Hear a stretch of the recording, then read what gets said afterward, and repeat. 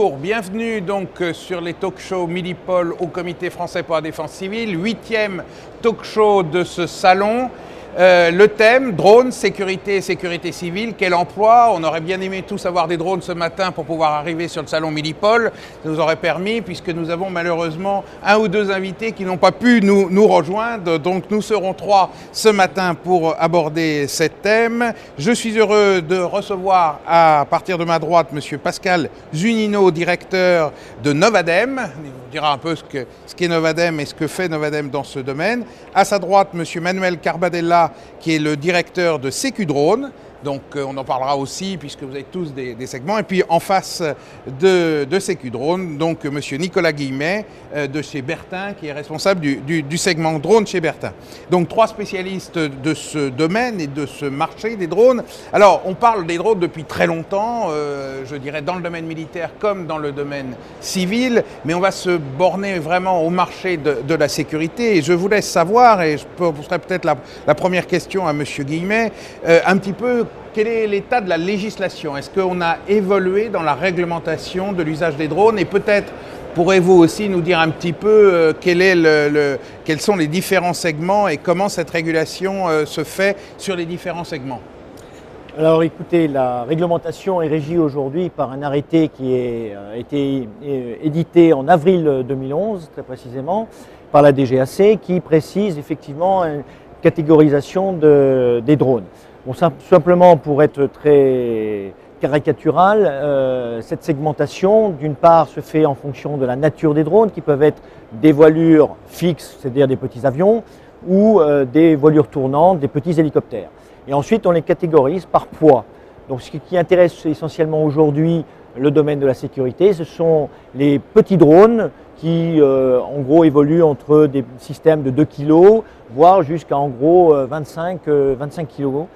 Pour pouvoir répondre à cette législation et d'avoir des autorisations de vol dans des zones parfaitement dédiées à ce genre d'application. Car on y viendra dans les détails, on ne peut pas voler n'importe où.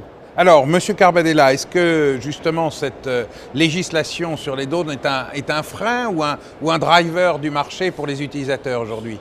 Bon, en fait, ça a été issu parce qu'en fait, il n'y avait rien avant. Donc, personne vraiment pouvait utiliser les drones. Donc là, c'est un début, on va dire, pour déjà commencer par des drones un peu petits, comme vient de le dire M. Guillemet. Et donc là, on se limite pour les usages urbains, surtout aux drones de moins de 2 kg. Pour les usages extra-urbains, on peut monter donc jusqu'à 25 kg dans certains cas. Alors, M. Zunino, cette législation, c'est à peu près la même partout en Europe ou est-ce que de pays à pays, on retrouve des grosses différences? Alors déjà, la France est très avancée, en fait. Ils sont assez précurseurs, on peut dire, pour une fois. Effectivement, ils ont pris les choses de front, donc la DGAC a été actif pour mettre en place une réglementation. Et je pense que voilà, maintenant, effectivement, il y a une deuxième étape qui est aussi d'harmoniser ça au niveau européen. Donc ça, c'est dur de décrire pays par pays, chaque réglementation pour être clair. On connaît bien déjà notre réglementation dans notre pays. Nous, ce qu'on peut dire, c'est que depuis qu'on existe, ça fait 6 ans maintenant qu'on est sur ce segment-là. Et on a vu quand même cette évolution-là, on va dire, des utilisations. On se rend compte déjà dans des applications civiles, effectivement, il y a déjà de l'usage. Il faut savoir que de l'inspection d'ouvrages est fait de manière régulière en France, c'est déjà le cas. Sur des ouvrages, ça va de l'éolien, en passant par des pylônes à haute tension, sont faits de manière récurrente. Après, pour la sécurité, il y a d'autres freins quand même, parce qu'effectivement, on parle souvent de sécurité, c'est pour surveiller des personnes. Pour aller, donc là, il y a la question de proximité avec les personnes, qui est vraiment une problématique aujourd'hui. Et la DGAC, sur ça, a un cadre qui est présent, mais qui est encore, on va dire, à travailler, pour avoir vraiment, on va dire, des fois, on parle souvent de surveiller des villes, par exemple, on en a parlé pour Marseille, on est bien placé, on est basé à Aix-en-Provence, donc on connaît bien le sujet. Mais effectivement, voilà, il y a encore des freins, clairement, pour réfléchir à l'usage des drones au-dessus de villes pour aller surveiller des personnes. Ce qui est sûr, ça passera par la sécurité des personnes qu'on va survoler. Donc effectivement, d'où les questions de poids, qui sont très importantes pour des questions de dangerosité. On imagine le poids et puis aussi les mesures actives et passives de sécurité des drones. On y reviendra peut-être un peu plus tard. Mais je voulais revenir sur les usages parce qu'aujourd'hui, en matière de sécurité, les usages sont nombreux. On parle, vous le disiez, de sécurité publique. On peut imaginer aussi beaucoup d'applications dans le domaine de la sécurité civile, voire de la sécurité environnementale au sens plus large. Alors peut-être, M. Guillemet, est-ce que vous pouvez nous faire un petit panel de ce que vous demandent vos clients? Les champs d'application sont très vastes, entre l'observation agricole pour des applications dédiées à limiter l'emploi des pesticides notamment ou l'application, comme cela vient d'être indiqué, de surveillance d'ouvrages au sens large, ou pour les applications purement sécuritaires d'observation de sites sensibles, voire, et c'est un peu le cas de la sécurité civile, d'aller avoir une vue globale d'une zone sinistrée, effectivement le panel est très très large. Le problème aujourd'hui, c'est que tout le monde estime et pense qu'on peut faire tout et n'importe quoi avec les drones. Et c'est là où on en revient effectivement à cette notion de réglementation qui a pour but de limiter les problématiques liées à ce qu'il pourrait y avoir comme effets collatéraux, vais-je dire. Voilà, Ouais. tout simplement. Mais je dirais dans ces fonctionnalités propres, je veux dire, quel type de capteurs on vous demande de mettre sur ces drones? Puisque bon, ce sont des vecteurs, et en fait, ce qui est intéressant, c'est d'équiper ces vecteurs. Alors, quels sont les différents, je dirais, capteurs que vos clients vous demandent de mettre en œuvre? Alors, on va faire un tour de table complet, mais on va demander à M. Carbone. En fait, par exemple, pour la sécurité civile, là, justement pour détecter des personnes ou des victimes, donc il y a un capteur qui est bien indiqué, qui est l'IR thermique, donc qui permet de repérer tout ce qui est corps chaud. Donc ça peut être même des gens qui sont cachés ou sous des feuillages, donc ça peut encore marcher. Bon, c'est sûr, c'est pas fait pour être sous des décombres, hein. Mais on travaille aussi sur sur une sorte de radar bio, en fait, bioradar, qui permettrait avec un drone donc de poser ce radar-là au sol près de différents endroits, donc pour des avalanches, pour des tremblements de terre, etc. Après, donc, il y a d'autres types de capteurs aussi, dans les capteurs visibles classiques, hein, pour faire une vue globale de la situation, ou même vue rapprochée, hein. C'est avec les petits drones, on peut se rapprocher très près des objets à regarder. C'est l'avantage des tout petits drones. Quand vous dites tout petit drone, on est là inférieur largement à 2 kg. Voilà, inférieur à 2 kg. 500 grammes, 1 kg. Alors, nous, on ne travaille pas sur ces tout petits parce que tout petit, c'est trop limité en autonomie, etc. Nous, on a des drones de à peu près 1,5 kg. 1,5 kg avec 25 minutes de vol, en fait. Parce qu'on voit aussi, pour des applications de sécurité, je pense aux forces d'intervention, voilà, ce qu'on appelle les drones libellules, c'est des petits drones de quelques dizaines de grammes, presque. Oui, mais pour l'instant, ils sont limités au laboratoire parce qu'on a des problèmes d'autonomie, justement, de batterie. Donc, pour l'instant, ils sont juste connectés à un fil dans le laboratoire, mais on n'a pas le moyen de leur donner de l'énergie pendant longtemps. Donc, infrarouge, radar, caméra du visible, haute définition. Alors, radar pour les petits drones, c'est pas possible parce que c'est trop lourd. Par contre, il y a des lidars en étude qui sont de plus faible poids et plus faible taille, mais donc qui sont limités. Mais plus c'est petit, plus c'est limité. Alors, Monsieur Zunino, vous complétez la gamme également? Non, c'est vrai que pour compléter, effectivement, souvent on pense à un drone, finalement, c'est une caméra volante, souvent on pense à ça. Et aujourd'hui, donc là, on en a bien parlé de tout le spectre qu'on peut avoir, d'ailleurs, c'est le cas de le dire, dans le visible comme dans le thermique. Mais aussi, il y a aussi des capteurs, notamment de gaz, de pollution. Tout ce qui est NRBC, aujourd'hui, vraiment un besoin qui peut être comblé par les drones. Pourquoi? Parce que souvent, c'est difficile, c'est des zones accidentées où il faut se rendre. Donc, même la robotique terrestre a du mal, des fois, à s'y rendre. On pense à des applications pour du nucléaire, pour après accident. Et là, donc, le drone a quand même un avantage qui est certain, qui est de voler. Et donc, du coup, on arrive à aller au-dessus des obstacles et à équiper des capteurs donc, pour aller mesurer une pollution, la présence d'un gaz dangereux ou effectivement de la mesure radiologique. Et ça, c'est aussi voilà, des applications qui sont couvertes par les drones. Et effectivement, et donc, notamment, on a fait des expérimentations avec le GIE Intra, qui est un groupement national qui est spécialisé justement dans l'après-accident. Et justement, le post-accidentel nucléaire, effectivement, qui est effectivement un GIE prenant Areva, EDF exactement. et le CEA. Oui, et voilà, qui eux sont très spécialisés dans la robotisation pour ces catastrophes-là et aussi pour de la recherche dans le cadre d'incidents de sécurité. Et donc effectivement, aujourd'hui, c'est des choses qu'ils ont expérimentées, qu'ils utilisent aujourd'hui à ce stade-là, avec des capteurs donc, spécifiques, radiologiques notamment, pour la mesure voilà, de l'émissivité, des problématiques liées au nucléaire. Alors chez Bertin, vous avez aussi ces capteurs-là, puisque vous en développez. Oui, absolument. Donc, ce qui a été dit à l'instant est très juste, c'est-à-dire que toute la problématique, quand on évoque les drones, c'est que ce n'est qu'une plateforme. Mais cette plateforme doit avoir une autonomie significative, c'est-à-dire suffisante, mais aussi une capacité d'emport, de charge. On parle, nous, de charges utiles qui sont multiples et variées, elles viennent d'être indiquées en partie. Donc toute la problématique, c'est d'avoir à la fois une autonomie suffisante pour remplir une mission de détection, de reconnaissance, de renseignement, et également d'avoir cette capacité à aller apporter une information en temps réel pour aider à la décision. car ce qu'il faut retenir, c'est le résultat attendu de nos Donc c'est opérateurs. les problématiques de transmission qui sont liées entre le drone et la station sol.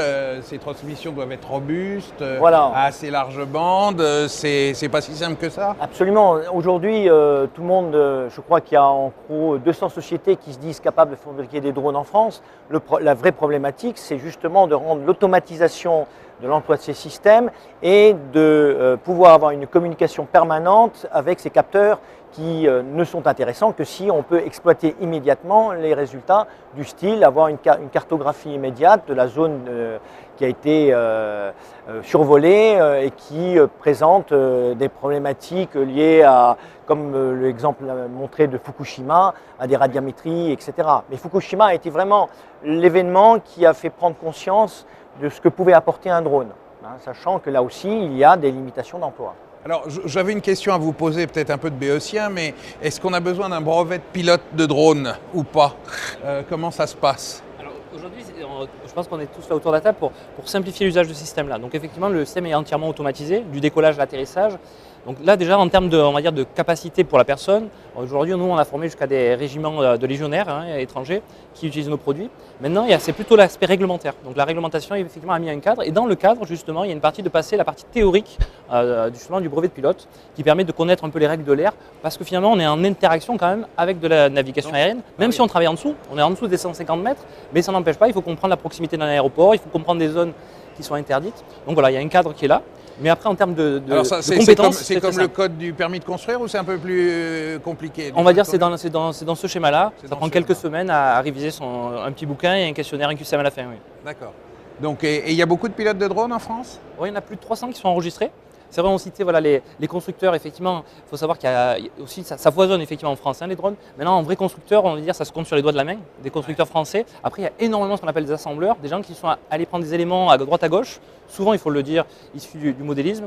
Mais après, voilà, les vrais constructeurs, il y en a sur les doigts de la main. Et après, par contre, en termes d'usage, on voit les usages se développer.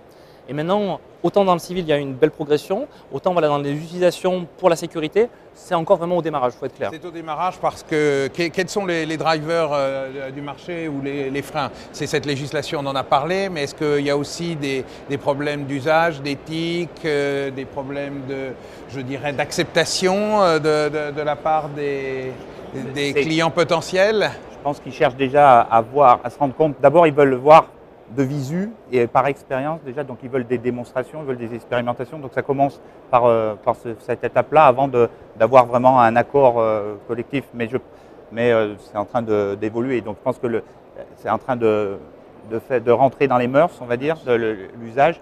Bon, il y a des gens qui regardent aussi les aspects négatifs, est-ce que comme vous avez parlé là, est-ce qu'on va espionner les gens avec? Est-ce que c'est mais ça c'était toujours comme la vidéosurveillance. Voilà, c'est là comme pour la vidéoprotection, c'est le même cadre. Donc c'est le même cadre légal de toute façon. Voilà. Après bon, sur l'usage de certaines institutions, il faut aussi qu'il y ait des moyens, des budgets qui soient établis pour pouvoir acquérir les systèmes. On sait qu'on a toujours des problèmes de budget en France. Si j'en parle à des industriels, je ne pense pas qu'ils me contrediront. Donc ça nous permet de parler aussi de l'export parce que c'est un marché où les entreprises françaises, je pense, se placent aussi. Comment se déroule le marché export? Ça représente combien l'export dans vos activités? La moitié, un peu plus? On est un peu plus de la moitié sur l'export, mais la problématique réelle pour les industriels français, c'est d'avoir des références France avant de partir à l'export. Or, comme ça vient d'être indiqué, on est surtout aujourd'hui sur des expérimentations. Les différents opérateurs dans le domaine de la sécurité, on regarde la législation en vigueur et on regarde des modes d'emploi de la formation des opérateurs, ne savent pas toujours très bien où ils vont. Donc nous, industriels, on est un petit peu coincés entre ces deux aspects. Donc déjà, le marché France est très compliqué. Et tant que ce marché de France n'est pas ouvert et que l'industriel n'a pas eu je dirais, ce label auprès d'un certain nombre d'organismes de la sécurité notamment, il est très difficile de partir d'export. Maintenant, l'export, pour répondre à votre question, on est confronté bien sûr à une concurrence étrangère, notamment israélienne et américaine, qui sont vraiment en avance de phase par rapport à nous. Maintenant, il y a des opportunités intéressantes qui nous permettent de saisir effectivement des marchés significatifs qui vont nous permettre effectivement de trouver les financements pour les investissements à venir. Alors j'en profite pour rappeler que vous pouvez réagir sur le compte Twitter TalkShow Milipol, hashtag TalkShow Milipol. Donc n'hésitez pas, je reçois en direct donc ces réactions. Alors on continue sur le marché export. Bertin est une PME. Est-ce que vous aussi vous êtes toutes des PME plus ou moins grosses? Est-ce que le marché export vous est accessible? Dans notre cas, oui, parce que de base, nous, en fait, CQ-Drone, c'est un peu particulier, c'est qu'on n'est pas constructeur de drones directement, puisque c'est des Allemands. On est partenaire avec l'Allemagne, qui eux vendent à l'export. Donc on a vendu au Mexique pour la ville de Mexico, pour sécuriser la ville de Mexico. Donc, via Thales, il y a eu un grand contrat. Et donc il y a 2 centres mobiles, et dans les centres mobiles, il y a du micro-drone, enfin du micro-drone en micro-drone, mais c'est du drone de type CQ-Drone que l'on vend. Et nous, on développe des logiciels particuliers, donc adaptés pour ce type de drone, mais qui pourraient être pour d'autres drones. Et donc nous, on vise aussi l'export via ça. Pour rebondir, je reprends l'idée. Aujourd'hui, effectivement, je pense qu'il faut déjà être, nous en tant que constructeurs français, déjà travailler avec les services qui existent en France. Et donc, par exemple, on a remporté un appel d'offres de 4 ans avec la DGA pour la fourniture du matériel pour notamment les équipements du Fantassin. Donc là, ça nous permet aussi d'avoir la marque, j'allais dire DGA, hein, clairement, oui, et qui nous soutient aussi à l'export. Parce qu'il faut savoir que la DGA, leur volonté, ils sont très actifs aussi à ce niveau-là. Donc aujourd'hui, ils savent aussi soutenir les industriels français. Et donc au-delà de travailler sur le produit direct sur le terrain, ils savent aussi porter, on va dire, avoir des relations à l'export. Et donc voilà, on est aujourd'hui sur une phase qui est plutôt de déploiement au niveau de nous, de la partie militaire. Ça se complète aussi avec la section technique de l'armée de terre qui utilise nos produits et qui nous permet aujourd'hui d'aller, on va dire, raisonnablement vers l'international avec justement le label, on va dire, France sur nos produits, éprouvé, et que ce soit par la section technique de l'armée de terre comme par la DGA. Très bien, alors on a fait un petit peu de tour du marché, mais avant de terminer, moi je voudrais vous poser une simple question. À votre avis, combien il y a de drones en France dans la catégorie 25 kg et moins, opérationnels aujourd'hui? Oula, alors, en usage. En usage, quand non, je ne vends pas un chiffre, mais l'ordre de grandeur, c'est moins d'une centaine? C'est moins d'une centaine, beaucoup moins. Parce que, comme je le disais tout à l'heure… Une dizaine? Oui, maximum. Quand on parle de l'aspect opérationnel. Aujourd'hui, on est plus dans les expérimentations, même si, comme vient de dire Novadem, on a plus ou moins tous des labels déjà au sein de la DGA ou au sein de la sécurité civile au sens large, mais ça reste encore minime. Il y a, du fait de cette réglementation qui bride quelque peu, même si elle est utile et indispensable, le marché n'a pas du tout explosé. Je pense que le marché va exploser dans les 2-3 ans à venir. Donc le quantitatif de ce marché, c'est quoi? C'est un millier de drones en France à peu près pour les besoins de sécurité? Après, voilà, c'est vrai que parce qu'effectivement les besoins sont très larges, on l'avait vu, on en a parlé un peu de civil. Oui. Donc dans le civil, il faut savoir qu'on est déjà sur des volumes bien supérieurs parce qu'effectivement il y avait des besoins industriels assez tôt. On imagine les opérateurs d'infrastructures critiques, EDF, voilà. Les grandes infrastructures. Pour donner un chiffre, nous dans le civil on est déjà à 30 machines qui sont exploitées en ce moment en France sur des applications civiles. Après, effectivement, dans la sécurité, effectivement, là, on est toujours dans des phases aujourd'hui d'expérimentation. Mais par contre, les besoins, si on réfléchit assez rapidement sur des forces, si le ministère de l'Intérieur s'équipe sur ce système-là, effectivement, ça peut être très vite un rayonnement pour chaque département et plusieurs systèmes. Donc, effectivement, ça peut aller très vite du moment où il y aura une étape qui va être franchie, en fait. Oui, d'accord. Donc, on est, je dirais, au seuil du marché, que ce soit en France et à l'international. À l'extérieur, nos drones, déjà, il y en a plus de 400 ou 500 déjà en activité. En activité, d'accord. Mais en dehors de la France. Alors, on va glisser maintenant sur la partie technologie. On a parlé voilure fixe, on a parlé voilure tournante, on va parler autonomie, on en a un petit peu évoqué avec les drones libellules parce que c'est important l'autonomie. Qu'est-ce que vous attendez de ruptures technologiques, que ce soit en énergie, que ce soit en autonomie ou que ce soit en navigabilité de ces engins? Quelles sont les voies d'avenir? La technologie évolue tous les jours, vais-je dire. Je crois que les grands axes de développement sont liés bien sûr à l'énergie pour la motorisation. Bertin se démarque des autres constructeurs parce que nous on a fait un choix de rester sur le thermique, mais il faut reconnaître que l'électrique est forcément l'axe de l'avenir parce qu'avec les développements des nouvelles batteries, etc., je pense qu'on aura d'une part une autonomie bien plus importante qu'aujourd'hui, donc je pense que c'est vraiment un axe important. Et après, c'est toutes les fonctionnalités de transmission des données qui vont nous permettre d'avoir des cartographies en temps réel. C'est dans cet aspect-là, je crois aussi qu'on va gagner en efficacité. Actuellement, je vais donner un exemple, l'IRSN travaille sur la modélisation de cartographie au regard d'informations radiométriques. C'est quand même des choses qui sont cruciales et fondamentales. Donc voilà un petit peu les axes que l'on voit pour demain. C'est sur les capteurs et sur la capacité de transmission et d'analyse. Voilà. D'accord. Donc même constat. En fait, on a déjà fait des expérimentations, par exemple avec des piles à hydrogène, avec du laser pour alimenter à distance en pointant un laser sur le. Bon, c'est pas des technos que. Donc on a parlé des nouvelles batteries, par exemple il y a les technos de nano-batteries qui vont multiplier par 100 les durées. Donc l'avantage de l'électrique, c'est que les moteurs la plateforme va rester, c'est juste la batterie qui va changer. Par contre après, il y a l'aspect miniaturisation parce que les gens veulent de plus en plus petit. Donc là, ça impacte tout, ça impacte les capteurs, les centrales inertielles, ça capte l'électronique, donc puis le rendre plus intelligent. C'est-à-dire plus intelligent, c'est qu'il puisse avoir de la puissance de calcul embarquée pour faire des traitements, donc de l'analyse d'images ou autre, pour justement remplacer les déficiences puisqu'il peut pas, comme il ne peut pas porter certains capteurs, il faut que par exemple par l'analyse d'image, on puisse compenser ces choses-là en fait. Pour rejoindre ce qui a été dit, effectivement, l'autonomie c'est effectivement un axe majeur. Nous aujourd'hui, dans les 6 prochains mois, on va par exemple doubler l'autonomie. Donc effectivement, on a déjà en termes d'expérimentation, on a fait les expérimentations, maintenant on est en train d'industrialiser. Donc effectivement, il y a des ruptures qui arrivent quand même à ce niveau-là.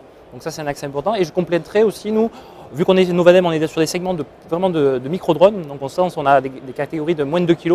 Et aujourd'hui, on nous pousse à aller même à l'intérieur des bâtiments. Il faut savoir qu'il y a des besoins. Aujourd'hui, on pense souvent le drone à l'extérieur, mais aussi à l'intérieur. Il y a des besoins d'aller à l'intérieur. Donc on nous pousse à travailler sur cette voie-là, justement, à réfléchir comment naviguer dans un bâtiment, comment se localiser vis-à-vis des obstacles.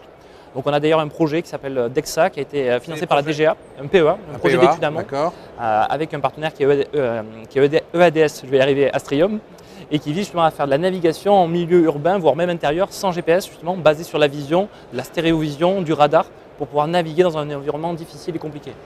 Alors, donc des projets, les projets, j'en profite puisqu'on a eu une petite annonce radio sur la Commission européenne et ses projets en matière de recherche avec Horizon 2020. Est-ce que les projets européens vous amènent beaucoup en matière de développement de ces technologies de drones ? Ils amènent, sachant que le cœur du métier d'industriel, c'est d'avoir un financement significatif. Le problème des projets européens ne subventionne pas en totalité. Ça va arriver avec Horizon 2020. Voilà, alors on attend avec impatience effectivement ce développement.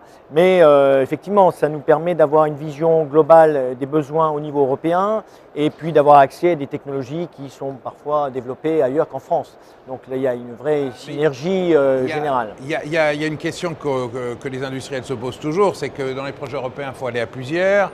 Et donc, toutes les problématiques de propriété intellectuelle, de développement sont toujours des sujets, puisqu'on forcément on va se mettre entre guillemets concurrents ou dans la chaîne de valeur à différents endroits, mais ce n'est pas toujours très simple. Qu'est-ce que vous en profitez des contrats européens ? Oui, mais de toute façon, mais généralement, on fait en sorte que ça soit justement complémentaire. On ne va pas se mettre avec des gens qui seront plutôt concurrents, on ne va pas se mettre tous ensemble.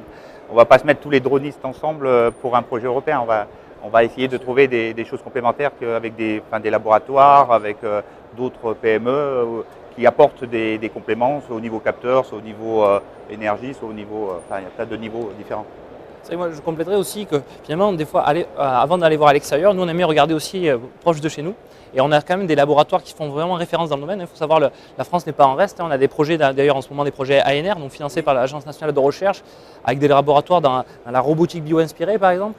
Ça c'est un projet qui est assez révolutionnaire. Donc il y a pas mal de choses qui se font. Et donc nous on est assez protectionnistes pour le coup. On travaille plutôt avec des Français. On aime bien travailler.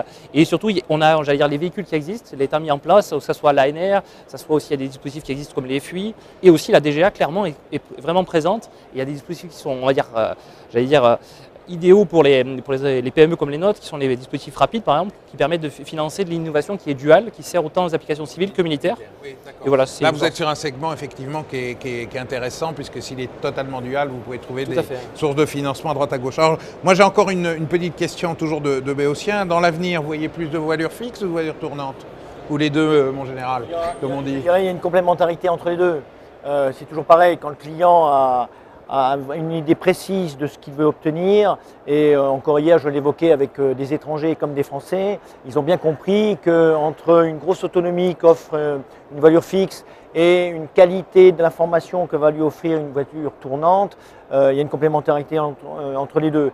Maintenant, entre l'inspection d'une ligne à haute tension, il y a, me semble-t-il, une vraie plus-value à envoyer du voilure fixe. Donc je dirais c'est deux choses différentes. Moi je pense très sincèrement qu'on va plutôt vers la voilure tournante. D'après les projets que l'on voit de grands groupes aujourd'hui, ils cherchent plutôt la voilure tournante. Parce que demain, la voilure tournante, on l'a dit, grâce aux nouvelles technologies et notamment l'autonomie des batteries, nous permettront, bien qu'en étant des petits hélicoptères, d'avoir des autonomies intéressantes pour faire des inspections et des vitesses intéressantes. Ça c'est mon avis personnel. Vous partagez? Oui, non, tout à fait, tout à fait. Après, c'est vrai que moi je pense qu'il faut aussi bien enlever l'esprit. Il n'y a pas un drone parfait, parce qu'il n'y a pas là le drone magique qui fait 500 grammes et qui vole 3 heures, ça n'existe pas. Peut-être que dans 20 ans, ça sera le cas, mais aujourd'hui, voilà, il faut bien comprendre l'application et on répond à une application avec un vecteur qui est adapté à une mission, effectivement. Et donc, il y a vraiment tout un spectre à choisir du vecteur. Et souvent, il y a de très fortes complémentarités et même il y a des stratégies de gamme aussi à avoir, justement, avec des produits adaptés à chaque segment. Oui, tout à fait. Je rejoins. C'est exactement ça en fait. C'est pareil pour la ligne à haute tension. Il y a l'inspection du câble où là c'est du linéaire, il faut faire du kilomètre, mais il y a l'inspection du pylône lui-même et là il faut du stationnaire. Et donc voilà. Alors il nous reste 2 minutes pour terminer ce talk. Je vous ferai un dernier tour de table en vous demandant qu'est-ce que vous attendez dans les mois qui viennent, quel est le driver le plus important qui va vous permettre de développer votre business. Réglementaire, technologique, mentalité, crédit d'État, qu'est-ce qui va vous permettre de décoller le plus rapidement possible? Dernier tour de table. Alors, écoutez, moi je pense que le premier aspect, ça a plus ou moins été dit, c'est l'évolution de la réglementation, et la DGAC avec laquelle on est en permanence en contact a bien pris conscience de cet aspect. Donc autant il était utile et nécessaire d'avoir un texte de référence. Maintenant, en fonction des besoins des opérateurs, parce que ce n'est pas tellement les industriels, mais c'est surtout les utilisateurs des drones qui vont nous amener à faire évoluer ces textes, je pense que à travers l'évolution et l'ouverture d'opportunités pour répondre à des réels besoins d'inspection d'ouvrage ou d'applications spécifiques, ça devrait nous amener à ouvrir un marché et permettre aux industriels français qui travaillent dans le domaine des drones de pouvoir bénéficier de ce marché qui pour l'instant est très restreint du fait des contraintes réglementaires. Réglementaires. Moi je pense que ça va venir très vite, surtout du côté des industriels. Je pense que la sécurité, ça va être un peu plus long encore. Donc vous pensez que le marché, le driver principal, c'est les usages civils en dehors de la sécurité, les problématiques de sécurité publique ou de sécurité civile, c'est un peu plus long. C'est un peu plus long parce que justement ils veulent être sûrs que tout va être fiable, tout va sans risque sur les personnes, etc. Donc ça va prendre un peu plus de temps pour qu'ils soient rassurés. Et donc des expérimentations plus longues et voilà. Un retour d'expérience plus long.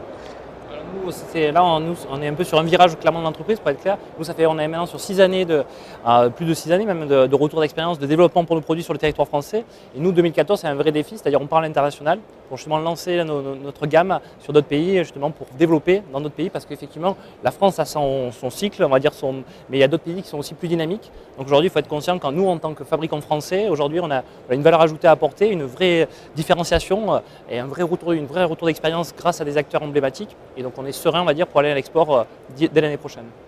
Très bien. Écoutez, merci à tous pour ce talk vidéo donc, sur les drones. Je vous donne rendez-vous maintenant à 13h30 pour le talk en anglais du jour, le premier sur Research in Security, Innovation and Management, qui sera suivi du même en français à 15h. Et nous terminerons la journée sur des problématiques de salle de commandement, de contrôle-commande à 16 h. Donc des rendez-vous tout au long de la journée et je veux donc le prochain 13 h 30. Merci de votre attention.